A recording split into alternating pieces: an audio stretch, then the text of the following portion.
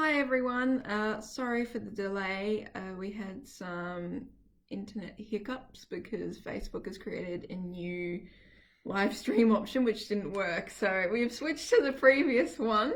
So fingers crossed this will work. So today Jane and I are going to be talking about World Autism Acceptance Day, and we'll answer any questions you have for us and just have a casual kind of discussion about what it means to us. Sounds good. Well, I think for me anyway, there's a really big difference between acceptance and awareness, because awareness, I think a lot of people now are aware of autism. Safe to say, there's been a lot of campaigns recently about autism, radio, all that sort of thing. Most people I speak to know about autism and what the word is. But I think acceptance means you have to take that active step in learning about it, listening to autistic people and going, okay, it's not such a bad thing. And I think for me, the understanding of autism, the inclusion of autism and the accepting of autism are all linked, because you kind of can't have one without the other. And I think it's good that there's more awareness now within advocacy circles that acceptance is the next step forward, which is really good. Penny said, I can see you now. That's good. Hi, Penny. Hi, Summer. Nice to see you. All right, well, we've got some questions already from some of our community members that we're going to answer today, and feel free to ask them in the comment section and we'll try and answer them. So the first question we got is actually for you, Jane. Ooh. Yes. Okay. How did you make the journey from awareness to genuine acceptance and understanding, and what were the steps you took to progress to that? Well, yeah, I can't say that I can't remember not accepting exactly, but I think it's fair to say that I became a bit of a maniac. You still are, to be fair. And just and immerse myself in research. So I just got my hands on anything I could, especially autobiographies, biographies. I went to presentations, especially presentations by autistic individuals, and then I went and did further study. So I guess my way was to just throw myself into research, because for me, I honestly don't remember not accepting, but I didn't understand. So there were a whole lot of characteristics that they had listed on checklists and in books that I read and so on, and for me I had to make sense of it all.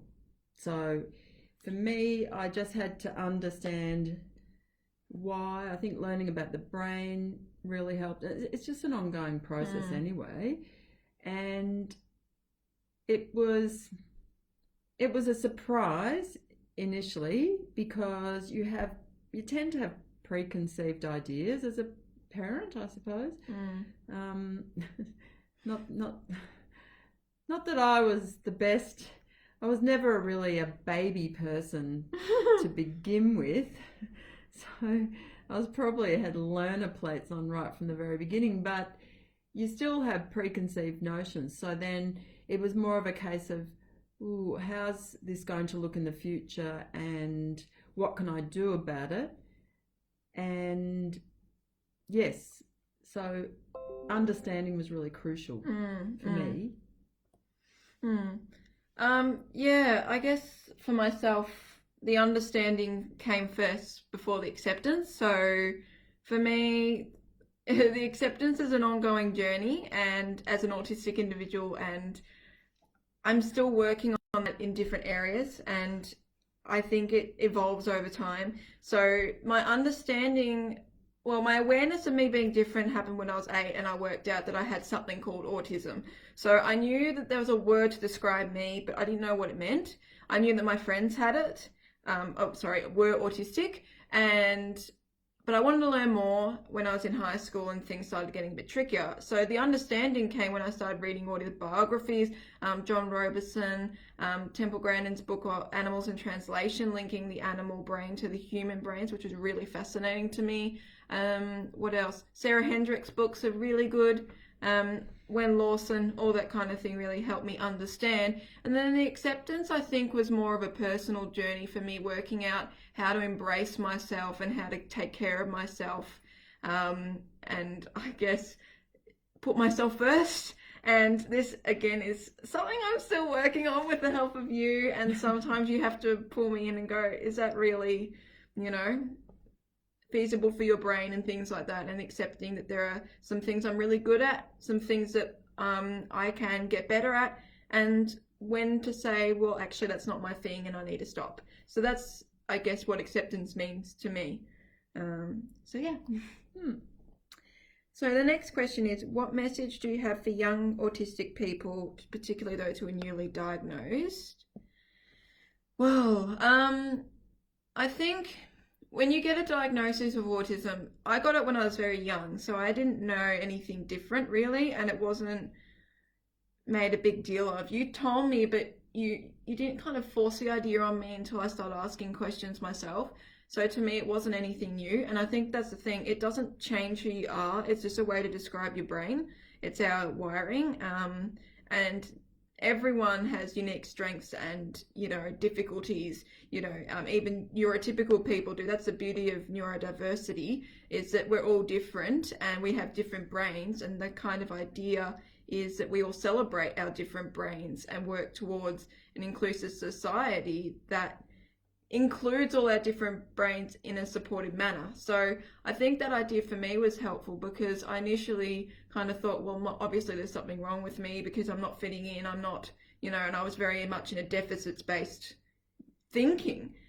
But then I started reading about these autistic adults who'd been diagnosed later and overcome that sort of negative mindset, and how they got into the workplace and they started seeing their strengths in how they viewed the world. And it was really encouraging for me to know that there were people who'd already gone down that pathway and succeeded, and the fact that they're still working through that. So that's why I think autistic adults are really fantastic in kind of paving the way for younger generations to kind of work out where they fit in and things like that. So I think you're different, but that's not a bad thing, because everyone is. So just continue to do what you love, and look out for your passions and interests, and that will take you very far in life. But yeah, do you have anything to add? Well, it's an interesting era, because now you've got organisations like, or you've got projects like the Dandelion Project, you've got companies like Specialist Stern and those kinds of organisations that are actually selecting for people with or who are autistic. See, that's interesting. When you were little, I was corrected for saying autistic and told that it should be with autism. So now we've taken that evolution. back. We've taken that back, and now we love being autistic. So whatever you prefer. But I think with students that I interact with, I think it's good to show examples of the wide range of individuals on the spectrum. So Clay Martso, the amazing surfer, you've got John Robeson, sound and light genius, I suppose. Anthony Hopkins, you've got so many diverse examples now that you can show of people who've really tapped into their passion and made a career out of it. So yeah, I think and I think it's also something for the rest of us to be looking creatively at young children to see where could that possibly go in the future? How can we use those skills, whether it's patterns, for example, putting together Lego, Tetris, all these sorts of things. Where could that go? I think at the moment scientists are calling for people to have a go at finding molecules that fit on the outside of the COVID-19 virus to look for potential treatments. And they particularly noted that individuals who are good at Tetris and Minecraft would be good ones to give it a go. So, I think the strength-based approach is helpful in that way. I think autistic-led organisations are really powerful too, because they help spread messages of strengths-based approach of positivity and things that come from an authentic place, and I think that's much more powerful. So some of the ones I like to follow are ones like the I Can Network, Yellow Ladybugs, Reframing Autism, because they all sort of share this view of neurodiversity being a strength and being something to celebrate, and also acknowledging that the difficult times are valid and that all your, experiences are valid. And I think that feeling of validation is also very important for acceptance, to know that you've been heard, I was about to say that. I mean, it's not all to be viewed through rose-coloured glasses. No. You've got to be a bit realistic as well. Yeah. Okay, next question. This is for me again. How or when or why did you start your advocacy and public speaking career? Well, I was 15 at the time, and I was starting to get into the higher sort of VCE type, realms of school. And because I'm a highly visual thinker and I've got really poor auditory processing, the classroom was becoming increasingly frustrating for me. And so I had been trying to find ways to communicate to my educators on how not only what adjustments need to be made in the classroom for me, but how autism felt. And it got to the point where together Mum and I came up with a plan to actually present a workshop to the teachers to really show how being autistic in a classroom that's not necessarily autism friendly affected me. And a teacher came up to me afterwards and said, "Oh my gosh, it's like a duck, what's the saying?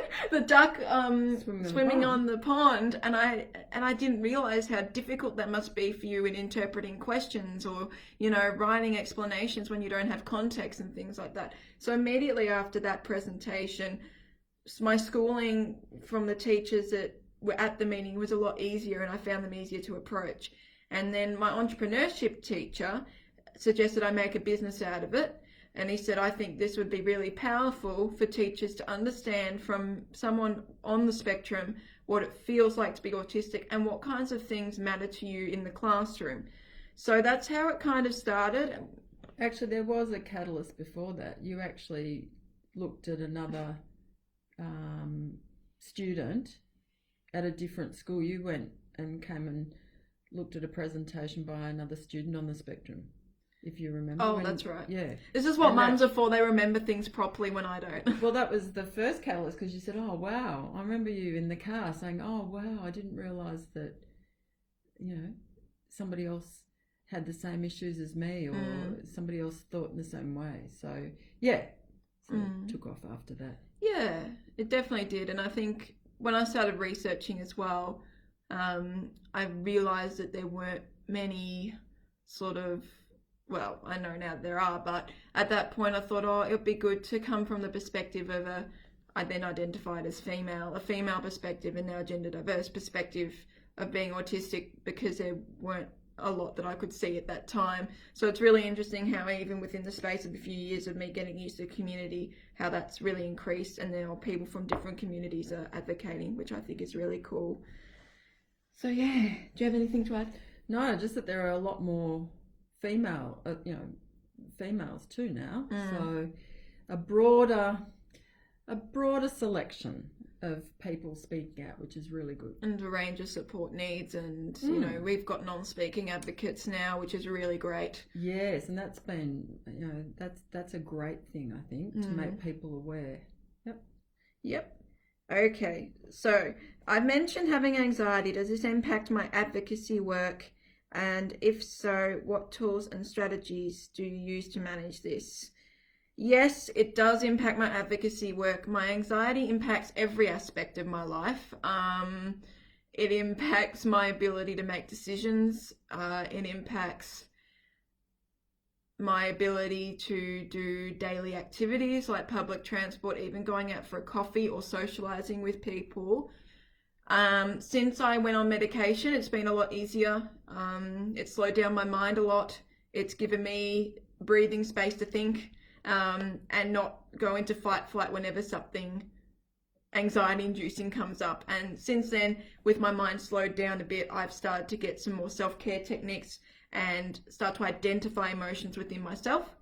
I'm also training my puppy to be my assistance dog, and she will help me in public, going to cafes and things that are usually difficult for me, going to uni and things, which will make my anxiety a lot less. And she might even appear at some speaking conventions eventually. So, yeah. Am I allowed to say that you are the catalyst of your own anxiety at times by piling too much? What's that thing? Your eyes are bigger than your stomach. It's like that. Yes, you're That's true. what mothers are for, Shadia. I don't think that that's physically possible to do all that. And sadly, they're right. And that's the whole thing, though, because sometimes I think, because I'm a high masker, I think I can do that. I see other people do that. I can do that. And it's not actually acknowledging, hey, I've got my own support needs. I've already taken this amount of energy doing this activity online, or, meeting up with this person. This is probably going to take out too much of me. And then you receive the result of that through my meltdowns and hissy fits. And so, yes, moms are good for that, and identifying when you maybe have taken on too much and that it's actually okay to stop. Well, I teach maths, so you just add it up and realise that it doesn't add up. There are only so many hours in the day, aren't there? Yeah, there's a comment in here, making decisions is worst nightmare. Yes, I do not like, I go out into a restaurant, and and I'm vegan, so luckily that reduces the options to usually one or two. But if it's a vegan restaurant, I'm stuck there for like half an hour trying to work out what I want to eat. It's just crazy. Making decisions not good. That's what you're for. That's what I take everywhere. And we won't talk about my anxiety. Moving on. Penny asked me a question. Penny's an awesome advocate, actually. If you have a chance to follow her page, Penny Robinson Speaker, she's really good. She's been one of my massive mentors, inspirations, advisors. From year 7? From year 7, yeah. When you first met Penny? Yeah, it's pretty surreal now that, we're in the same space. So, yeah, swings and roundabouts. Shadia, how have you found the switch to online learning?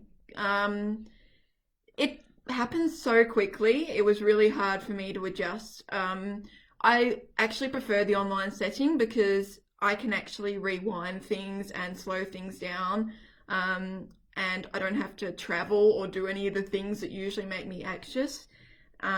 So from that aspect, it's been good. What's been really difficult, which I discussed in one of my other posts, was the changing of due dates has been really confusing to me, because I have an issue with remembering dates, and I have to put reminders on my phone, on my calendar, everywhere, to just remind myself when the due dates for assignments are. And now that they've changed, my mind's kind of gone into overload a bit. Working out the Zoom URLs, all that sort of thing, it got me really anxious, and it's taken me a bit of getting used to. After a week, I've been going okay. But yeah, the sudden shift was pretty difficult for me.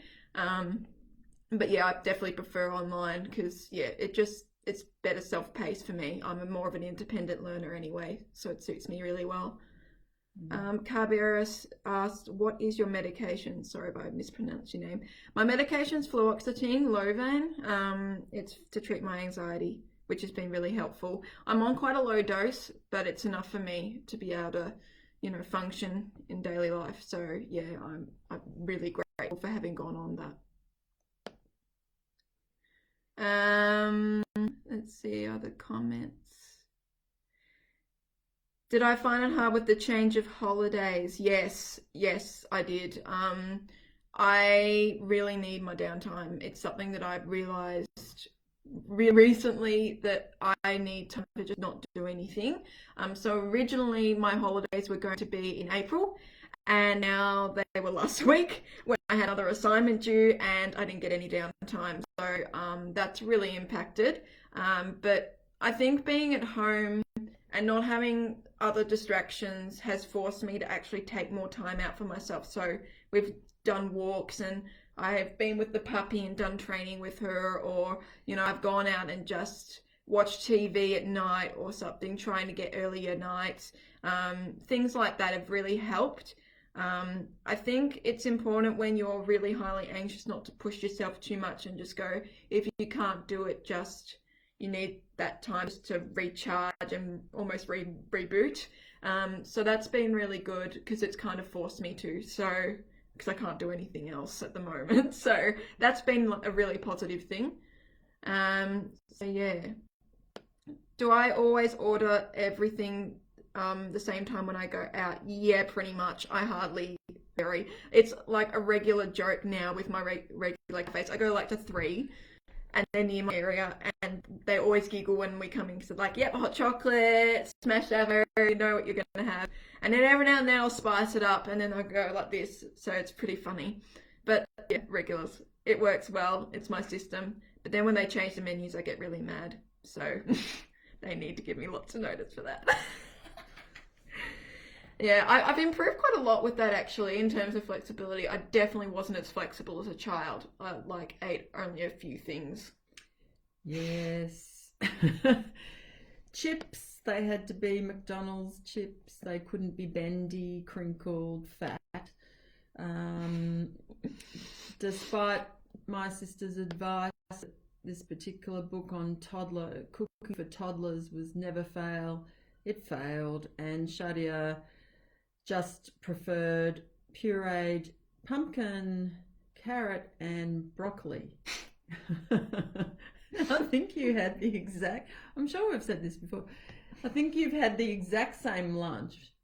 We had the exact same lunch all the way through primary school, and even partway into secondary. It was certainly all the way through primary school anyway. Exact same thing. And if it wasn't exactly what I wanted, then you would. Apart from a hot dog once a week. That was my branching out moment, which I don't have anymore. But no, much. You tend to every now and then throw a curveball by saying, I've decided I'm going to push myself and try something different. Yeah. But I used to say to you, you don't have to eat it all. Just have a taste. I think that was helpful. Some days I'll go, if I'm in uni, I'll go, oh, there's a new cafe there, I might try it out. And then some days I go, I thought of that, good on me, can't do it. And I go to the same place every time, but I think about it, and then one day I'll do it, and then then I'll come back to mum and say, I tried a new cafe. But yeah, sometimes it just doesn't happen. So there's hope. Amanda says, yes, there's hope. Yes, it gets better. It's a gradual process, and yes, it's a gradual process, and you just encourage things very slowly. And I just used to say to Shadia, just have a taste. You don't have to finish it. Just have a taste, and gradually, Shadia's taste broadened. You never forced me to eat anything I didn't want to. It was mostly my decisions. So I think that's really important, going at the pace of your child. And letting them explore things in their own time. It's I don't know. I think it's connected to my decision making, I think, and my, deciding whether I want to try something new and not knowing what it's going to taste like, and the kind of fear of the unknown. And sometimes it works and sometimes it doesn't. But yeah, I mean, we have a few meals a day that are now a week rather, that are now staples. So that's a win for me. But yeah, it's a slow process, and that's okay. Amanda said I was a vegan from birth. Are you? Yeah. Oh yeah. I wasn't. You were not. You were not a vegan from birth. No, it was a joke. Oh, okay. Oh my gosh. Okay. I was going to say you love bolognese. Okay. It was a joke. All right. Okay, so Nicole said I'm struggling as my cafe is not doing dine-in pancakes. Yeah, that's really hard when you get into a routine, because cafes were my main source of branching out. When they're not providing those meals anymore, it can be really difficult. So yeah, definitely empathise with you there. We get really. Oh, they took something off the menu that we really liked at our favourite. We still bring we're it in up. mourning. We're still saying when's it coming back? This whole neurotypical thing of always changing things baffles me, honestly. Why can't we have the same thing all the time?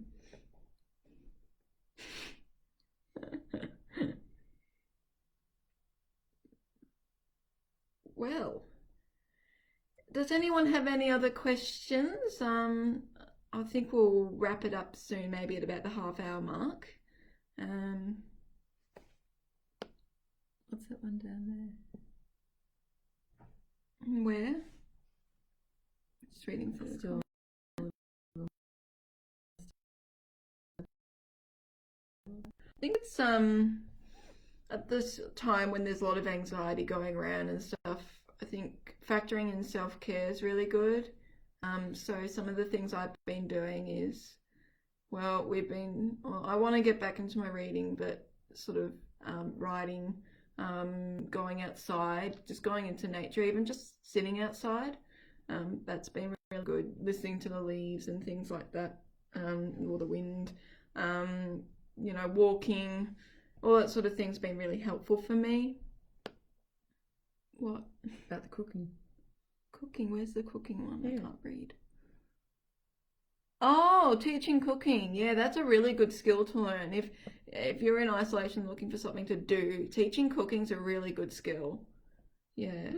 Because when you do it, you actually do a good job. Oh well, sometimes. Other times. You've got your signature, do you? Yeah. Yeah. That was really good for me to learn. I'm someone though that has to stick by the measurements. So if there's a recipe that says have a, I don't know, stick of butter, I go, how much butter though? How much rice? How much milk? You say milk, but it's But that's all right. But we've worked around that, and I've just found recipes like that are that specific. too. Yeah. Oh, we want to see the puppy. She's sleeping at the moment, You so can pick her up. Oh. I could. Oh, I don't want to wake her though. I'll just show her the puppy. Show her the puppy. This is our puppy. Let's see. Hello. Hello. She is currently living her best life. I don't know if you can see. I might pick her up then. Come here, my little piranha fish. Here she is. She's been loving this downtime. Say hi to everyone, Freya.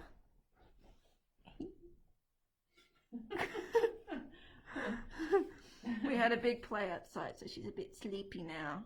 Puppies sleep a lot. Yeah, she's a sweetheart. She's really helped me even now, like just having a puppy around and something to cuddle and nice soft coat. Yes, I don't like it when you lick me, but you're lovely. I put up with it because you're cute.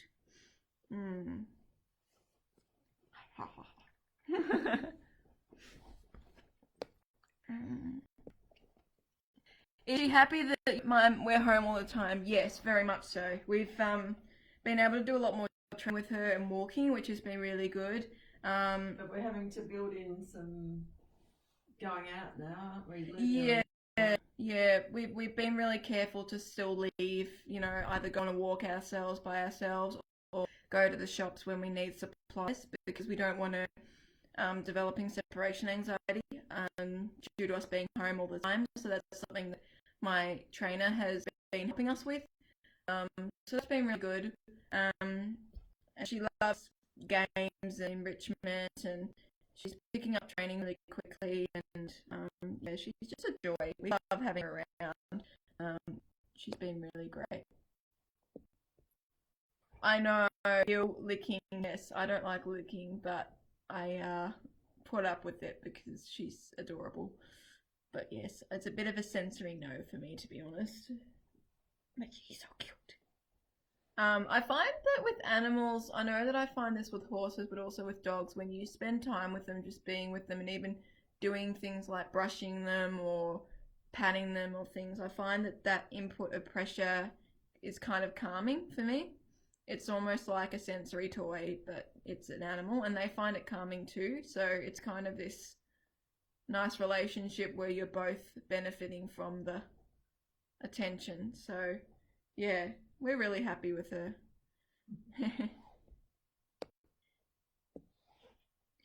Leah commented, getting organised for everyone to work from home is a challenge. Finding spaces at work but don't make me panic about things not being where I want them. Yeah, yeah. I'm finding the hardest not having printouts because when I went to uni, I was able to print out my workbooks, and now I can't because I don't have a printer near me, and I'm trying to self-isolate as much as possible, so I don't want to just go to Officeworks to print out worksheets. But for some reason, me reading things off a computer screen is much harder for me than on paper. So that's been a bit of getting used to. So yeah, it's a big transition.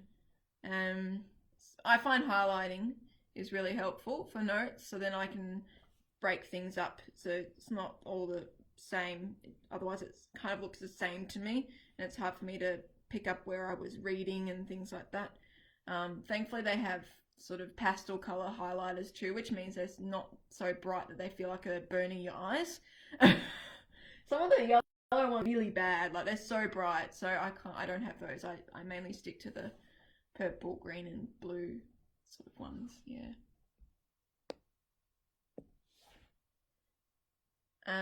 So yeah. Well, I think we're gonna leave it there for today. We're hoping to run some more webinars sort of in April and onwards. So one that's coming up towards the end of April is our autistic teens one. So yeah, we're hoping to adapt our services online, would be really good.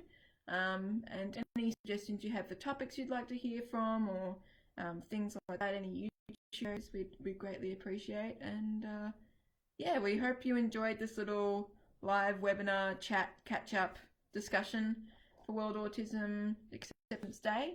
Yeah, great to celebrate with you all. Yeah, yes, thank you for joining us. And if you have any further questions, let us know. And we'll say goodbye. Say bye, Freya. She's gone back to sleep. Puppies get really tired because they have such a difficult life. Such a tricky life. All right. See you, everyone.